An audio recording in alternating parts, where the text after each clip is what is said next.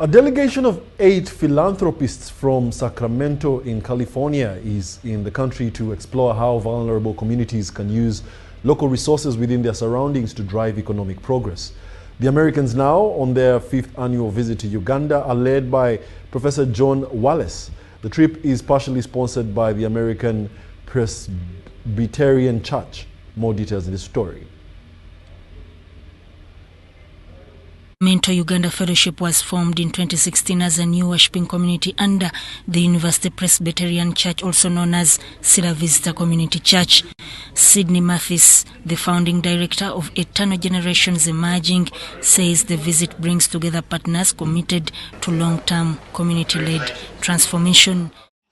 I like to share specifically about that piece from my family's history in the U.S.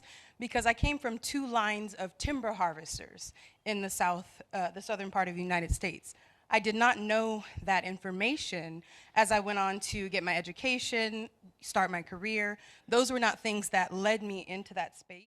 That's our environmental education curriculum workbook that we teach during after-school programs and summer camp workshops that happen throughout the communities. We also have our Junior Edge Pioneers program. That's our leadership development where youth, usually ages 12 to 24 roughly, they go through a series of internships and fellowship opportunities to give them different skill sets. So just as we talked about, the education and having specific focuses. I would like to dive into some projects because you guys are probably trying to figure out where exactly Mark and I align.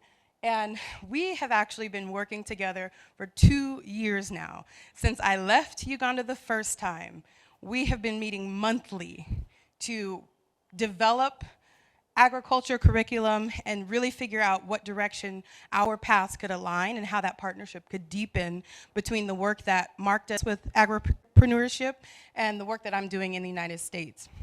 And so in that 2 years, we've come up, thus far, we've come up with a curriculum outline to help locals here in Uganda work through a series that would touch base on some of those topics of what would be covered, but the goal is agripreneurship, to help people get into a state of independence through agriculture. And so with that curriculum, Kapika is where we'll be going on Friday.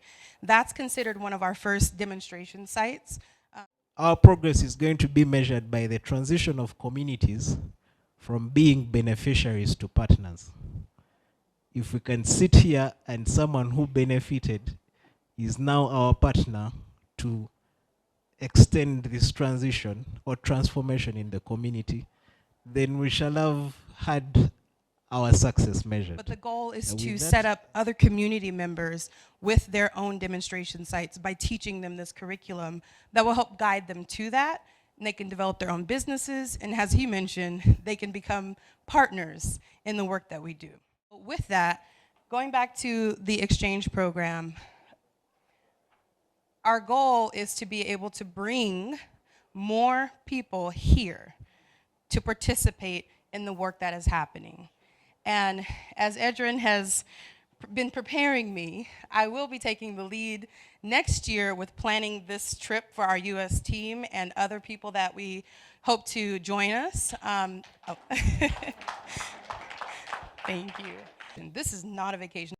This is mission, okay? This is my assignment. I am here to work.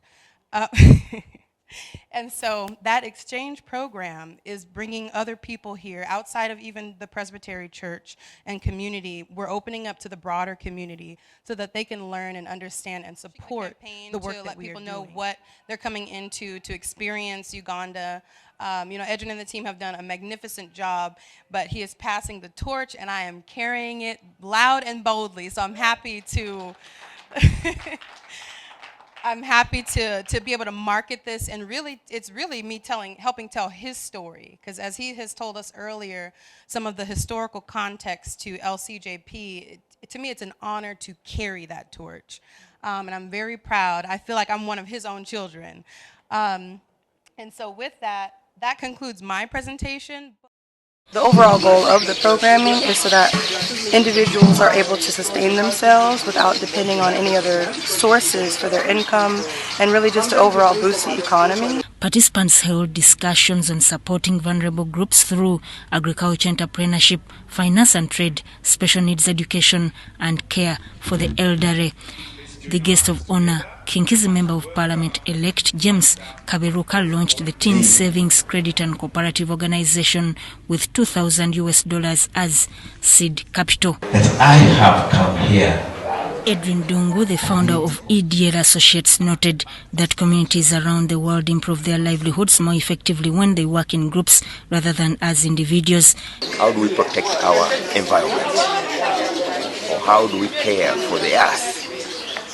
Since this is where we all use the same space, which whether you were in Uganda, whether you were in the United States, we have to take care of the environment. The Sacramento, Uganda worship delegation has since established a number of community projects in different parts of the country. For UBC News, I'm Sudat Kaye.